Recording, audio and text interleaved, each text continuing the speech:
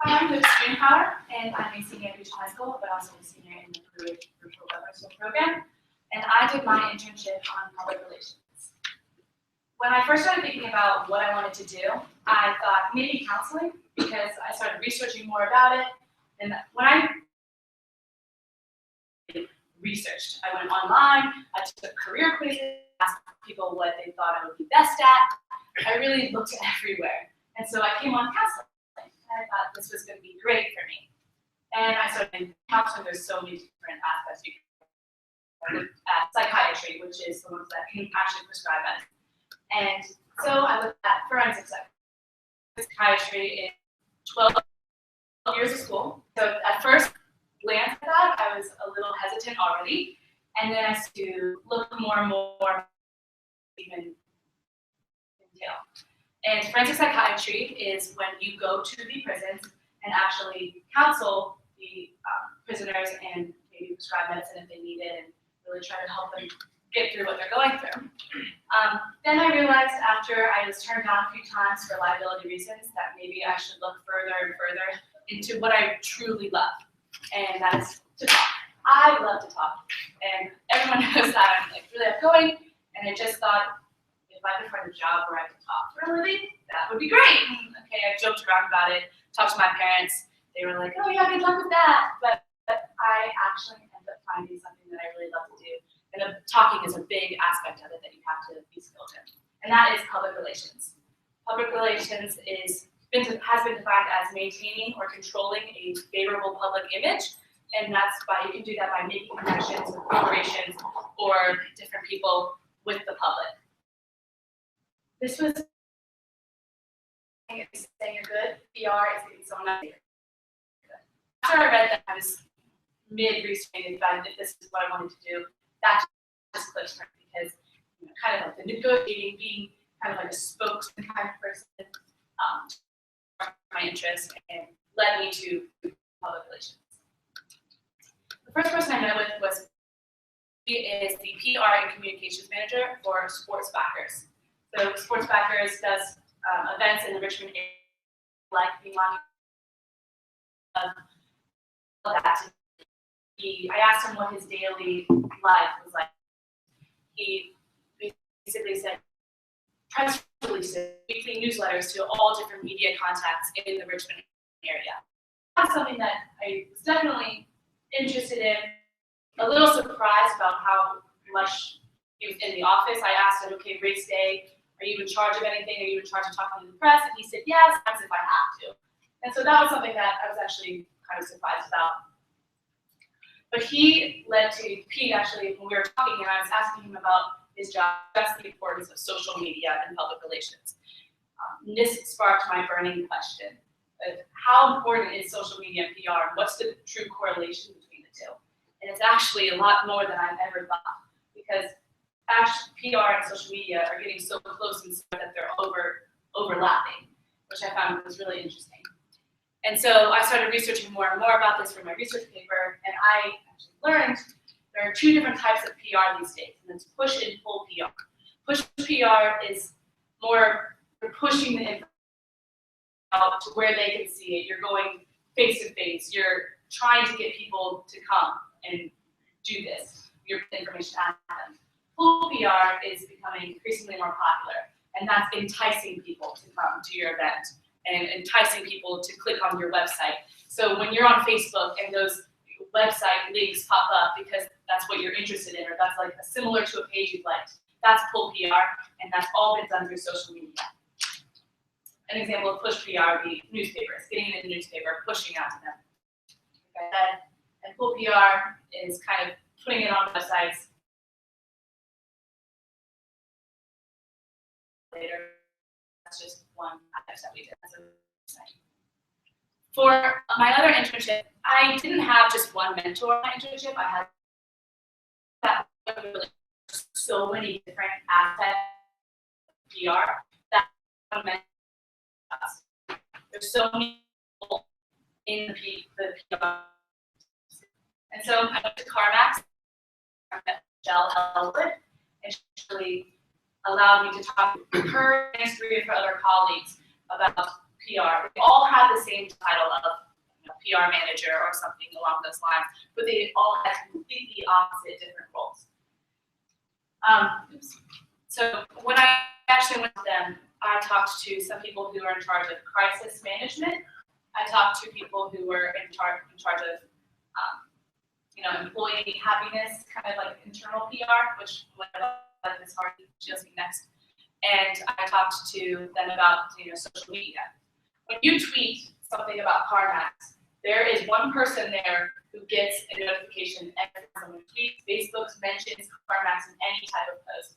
And it pops up on a screen, and they have to either send it to a different company, store. And it's actually really was the way that she told me that this on the cheerleading movie, she randomly tweeted something about CarMax. She ended up coming and buying relations work. My first mentor was local capital, and she was in charge of internal PR. Internal PR said before, she was in charge of seeing if the employees are happy where they work, if they feel like everything's working properly. And that was something I found interesting but completely shocking to me. She helped me write a press release for the Color Me Katie 5K, and this is what I sent out to over 100 PRSA media contacts in the Richmond area. So hoping that they would respond, and some of them actually did, but you send it out to 100 people and you get 5 responses. So it's really crazy. So that makes me lead to what Color Me Katie 5K is, and Megan touched on it, but it is a 5K that will take place on May 16th in honor of our best friend, Katie Anderson. She was diagnosed with lymphoma, and we're doing this 5K in honor. It is a color run, so it's going to be a really fun, great event. And all of the proceeds will go to the Leukemia and Lymphoma Society and the Vision Leagues Club. This is just some of the advertising we did to promote the race. We put these everywhere and sent them to different contacts, and some hospitals even were putting them in their packets. So my role in the whole community service project was to take the PR side of it, was to promote the race. And so when I sent out my press release that I typed up, I got several responses, and one of them was CBS 6. I was on the Virginia in the Morning Show person and so this is just me on TV and trying to talk about it, and people would respond. We partnered with the Houston YMCA to help make this race possible. It's a lot harder than you think to put on such a big event. I did not think it was going to be as hard as it was, and as hard as it is. But thankfully, HSpoonhower from the Houston YMCA, who's in the middle, he definitely did so much, and being able to make this event fantastic. And you'll see on your left, that is the director of communications for the Vision YMCA, or all the YMCAs. And I actually had to meet with her on the Virginia in the Morning Show. She had to tell me what I could and could not say about the YMCA. So that was kind of interesting, because she was in charge of making sure that because I was partially responsible for YMCA's image and how I talked about it during the TV. This is a picture of us planning. We had several meetings with Jason and the Kitchen Leaders Club and about making the 5K possible. So this is us just doing things out. Some other things that we did to promote the race were T-shirts. We did flyers. We were in the Gucci Gazette. We were over websites. So this is just ways that we can promote the event. The race is going to start here, and you're going to run around the Gucci and JSR campus. And it's going to be a really fun event. We're going to have live music after the event. We're going to have food vendors. We're going to have face painting, bounce houses. So it's going to be a great event, and you should be all invited. Race day, I will be kind of doing what Pete Woody from Sports Backers does sometimes, like for the Monument 10K. If there's any press there and just talking, I'd have to be the one to get up in front of the microphone and talk about the event, and that's going to be my job race day. Overall, for my project, I really learned how PR is kind of everywhere. It is in every newspaper you read, every Facebook notification behind the scenes doing PR to try to promote something or to try to crisis management, make sure that their image stays the way that they want, not even manipulating the public to believing that their image is great. And so this is just something that I learned. And I also learned that there's so many different types. So moving forward, I don't know if PR is the exact area that I want to go into, or if I go into PR, I want to find that one area, that one little link that speaks to me, which right now is the spokesperson. I'll be attending JMU next year, and I'm so excited. It's my dream school, so I'm so excited. And I'll be doing schools of communication, information, and media. My advice is, you can't rush something you want to last forever. Even though I was researching in the beginning what I wanted to do, if I were to have gone to counseling and not changed my mind and not researched more what I wanted, I would have gone in the wrong direction. So you can't rush something that you want to last forever. Thanks to everyone who's helped me along my journey, and I definitely wouldn't feel as confident as I do right now moving forward without having this opportunity to have such an amazing class, an internship, and research, and just questions.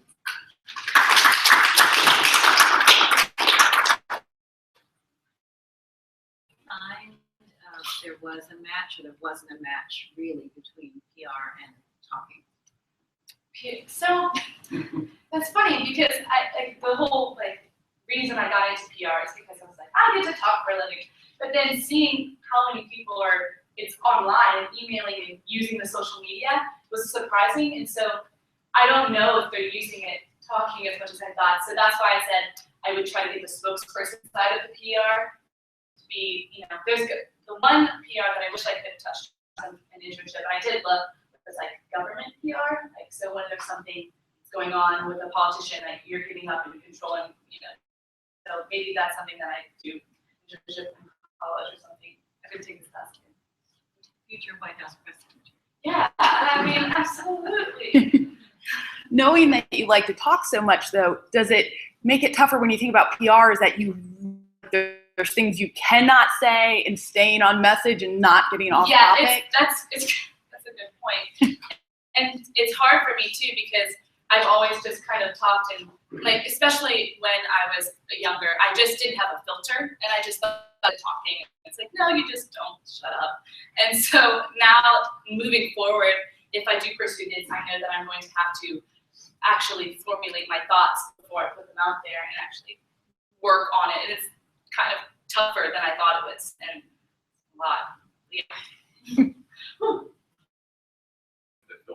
So I hope everybody can give up virtual school, trying to get, and there's a lot of misinformation about Blue Ridge out there. We've tried information to potential applicants or to the community about what we do. We use reinforce our message. I guess just if I were to talk to, not even someone who's in Blue Ridge yet, they're applying, I would say to them, look further in the future, past the initial wanted to, I did not like world history at all, but you have to stick it out to the end. And I think you should maybe possibly tell them, or I can tell them if you want, that when you're looking at your future, you can't just be focused on one aspect of it. You have to look at, okay, if I get to that senior internship, that's going to help me so much in the long run. And even for the specific classes we took, like computer programming, can you imagine going to college and being like, I already took computer programming. I actually know what Java coding is. It's beneficial in the long run. Look at it from a grand scope, not that little narrow scope that you might be looking at. Can we call you next year for you to come back and run our PR campaign? Yeah. Any other questions? You mentioned that JMU should. Yes. It was mine too. Oh, good news. Long time ago. How much of it becoming your dreams was matched with what you thought you might want to pursue? It's okay. So when I'm looking at colleges, I always thought, maybe EBA, JMU is always on the list. I was like, okay, wait. So this was younger, and then I just fell in love with JMU because I went to Hobie, which is the Hugh O'Brien youth leadership conference, and that was at JMU, and it clicked. I fell in love with my dream school. And the greatest part about JMU to me is that they don't really specialize in one aspect. So I knew that going to JMU, no matter if I change my mind 100 times, they're going to have, you know, a good program for all of that. And so when I found out that this was communications, I found that they had a great program, that there's different aspects I could get, there's different minors that I could get all in that one major, and that's just been, you know, like, it's a blessing because it's been my dream school, and to find out that this is something that I want to do, that JMU actually has a great program for it, it's just been, you know, a gift. Okay, good job. Thank you.